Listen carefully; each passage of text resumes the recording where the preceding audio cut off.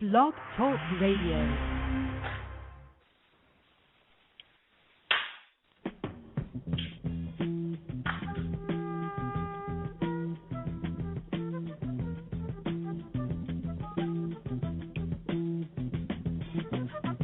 Not be able to stay home, brother. You will not be able to plug in, turn on, and cop out.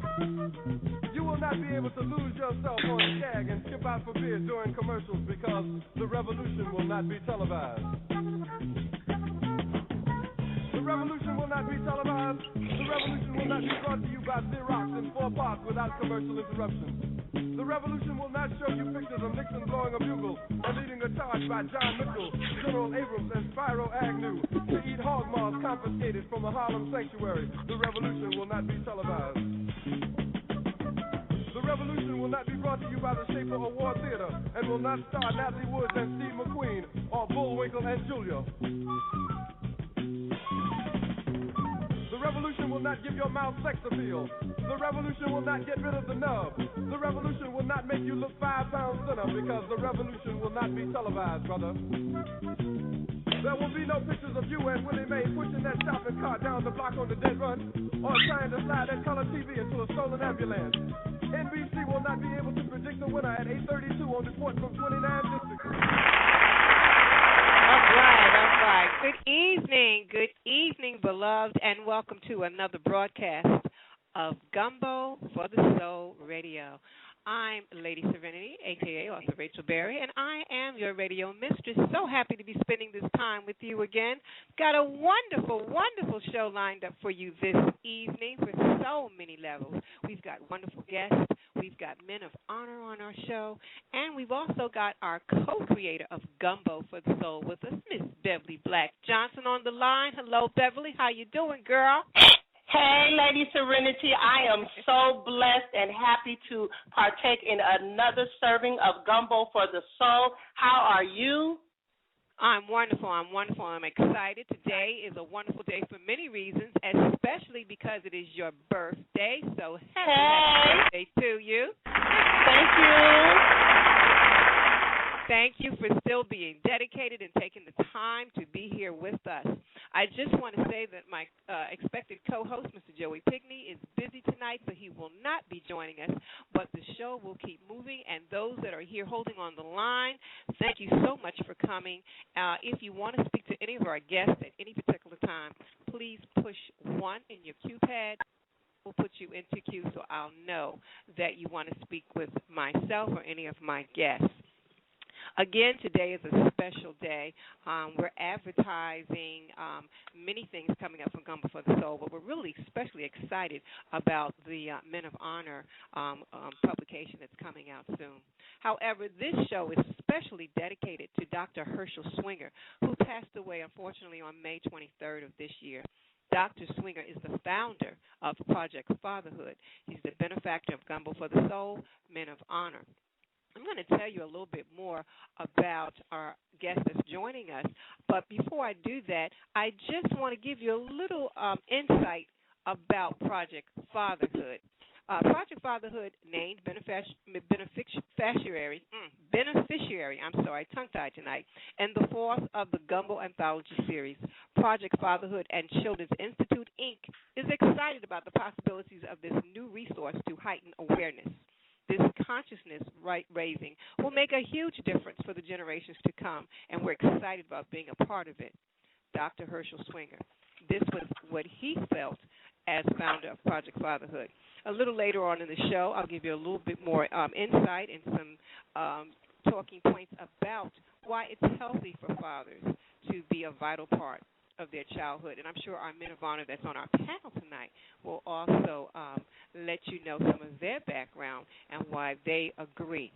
Who do we have with us tonight? We have Men of Honor, Bruce George, CEO of Bruce George Media. He's co-founder of HBO's Russell Simmons Deaf Poetry Jam and co-compiler of Gumbo for the Soul, Men of Honor Special Cancer Awareness Issue. We also have Mr. Tony Rose, CEO of Amber Communications Group, Inc., co-founder of the African American Pavilion, and a cancer survivor. Also, Mr. Gerald Greene, a Gumbo for the Soul Men of Honor contributor and author of Life Constricted to Love, Hugs, and Laughter, which is a memoir in 2010, which chronicles his and his family's saga and victories over tongue cancer in 1995, neck cancer in 1997, and prostate cancer in 2008. Like I said, we have serious men of honor on the line, and we are so excited to have them tonight. Aren't we, Miss Beverly Black Johnson? I am thrilled. All of you, I just have to let you know that your presence is my birthday present. So I'm going to sit back, relax, and enjoy all the soulful knowledge that is about to be dropped. I like the fact that we opened up with The Revolution Will Not Be Televised by Gil Scott-Heron. We are also mourning his passing most recently last month. And The Revolution will not be televised. Life is happening and unfolding right before our eyes, and we've got to get out here just like the men on our panel. They rose to where they are from being in the trenches. So The Revolution will not be televised, brother. It's happening and playing right before our eyes. Well done. Well said. Totally agree with you. Totally agree. Thank you for that, Beverly. All right. So, gentlemen, welcome again to the show. And before we start, I want to say an early happy Father's Day to all of you, Bruce, Tony, and Gerald. Good evening. How are you? Peace and blessings. How are you? I'm fine and glad to be here with you all. Wonderful. Thank you. All right, so we're going to get it moving, and we're going to start with Mr. Bruce. My first question to you is, as the visionary behind the Gumbo for the Soul Honors Anthology, why do you feel it's so important to honor our men this way? Well, first of all, I would like to thank the good Lord for blessing me to be here before you. I would like to thank you, Rachel, and, Bev, for having me on your show. And I want to thank the listeners for listening in, first and foremost. I think a major impetus behind wanting to be involved with this type of project is that black men specifically have been pilloried, castigated, and, through the media and just historically, we have been a target for envy and hostility, that we need to offset that. Somehow, in some way, in any way that we can, because what they don't televise is fathers, true black fathers that are really putting in work, that are going to school, holding down jobs, taking care of kids, the whole nine. And that needs to be celebrated, but it's not on a global scale. Why? Because there is a hidden agenda behind that. Once you kill the head, you got the tail. And so my job as a social activist is to offset that and to create movements and platforms, co-create movements and platforms to be able to tell our story, and tell the story that's not being told by the media, by the state, or what have you, because they define us, we define ourselves. Exactly. Totally agree. Thank you for that, Bruce. Mr. Rose, the next question is for you. Again, welcome to the show. Now, for the first time, you're telling your cancer story in Gumbo for the Soul Men of Honor. So without revealing too much, what was your first reaction? Tell us about the first feelings that you went through when you learned of your diagnosis. Well, thank you very much. And Rachel and Ms. Johnson, it's an honor to be here with you all. And I want to extend my condolences to you and the family of Dr. Herschel Slinger. One of your great leaders. Yes. Thank you. Thank you. When you find out anything that's perilous in your life, anything that's in danger, or when you're in danger, it's always sudden. You don't expect it. But you become aware of it immediately that you're hearing the word that you have tumors and they're cancerous. Just like you'll see something that puts you in danger. So immediately your first concern is panic. Because you don't know anything and you haven't been made aware. As Bruce just said, as African American men, we're often misled and not told everything we should be told. With your health, with our health, on our finances. So these are things you have to learn as you move along through life and study and read and understand and discuss and talk. Now, God had blessed me with a beautiful and wonderful body for many, many, many years. And so I was able to go through life and do whatever I wanted without a whole lot of problems. And then you reach a point in time and age, and then you start finding, okay, well, this is going on and that's going on. But once you reach a point, and so I would say that most men that are listening or women that are listening, because that's who really tells you is your wife or your girlfriend or someone who loves you, that you better take good, better care of your health. Right. So the first reaction was panic. Where am I going? What am I doing? I was told this on the morning I was leaving for the African American Pavilion at Book Expo America.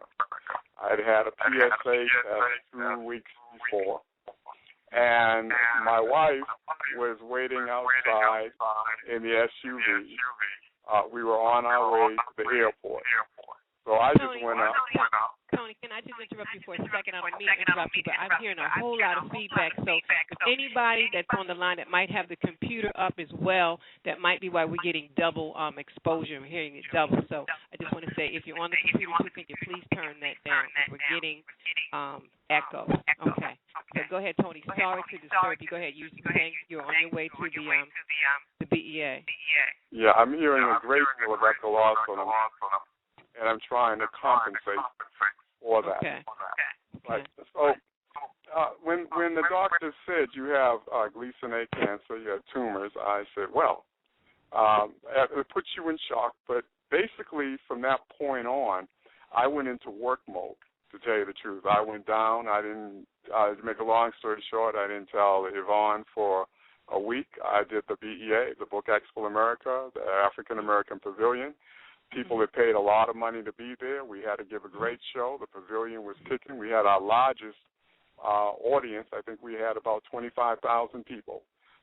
Bruce, you were there in 2009 coming through. So we had a lot to deal with. And until that week that show was up, we were in New York City, we had lunch, my wife and I, on the 1st of June, I think it was. And I told her. Now, this happens a lot in life. You get perilous diseases and things that put your life in danger. And the main thing you want to be, the first thinking is how to be prepared. How to, one, take care of that situation. And second, you go to preparation. Is your will together? What if something were to happen? So I spent a lot of time after that, because that was in June, the whole month of June, dealing with a lot of tests that did a whole lot of things to you. I think they probed every orifice and everything in your body. They go through a whole lot of situations, a lot of testing going on, a lot of decisions to be made, because basically you have to now begin to save your life. Right. It's as simple as that. You have cancer. The cancer can spread to your bones, can metabolize. It can run rampant. They're saying it's Gleason 8. There's a lot of tumors. The highest is Gleason 10. You have a PSA that's high. Your body is in turmoil. It's being eaten alive by cancer. What can you do? Who do you trust? What doctors can you go to? So luckily I had an uncle that had been going through prostate cancer for years, and he reached out to me. And by August I found the doctor and had begun the process of radiation, chemotherapy, hormone shots, and all that went along with that. But the reactions are panic, not understanding what did you do wrong? What did I do wrong that my body now has cancer, that this has happened? Right. Then you go in, as I said, I go into work mode and into thinking, okay, how can this problem be solved? And if I should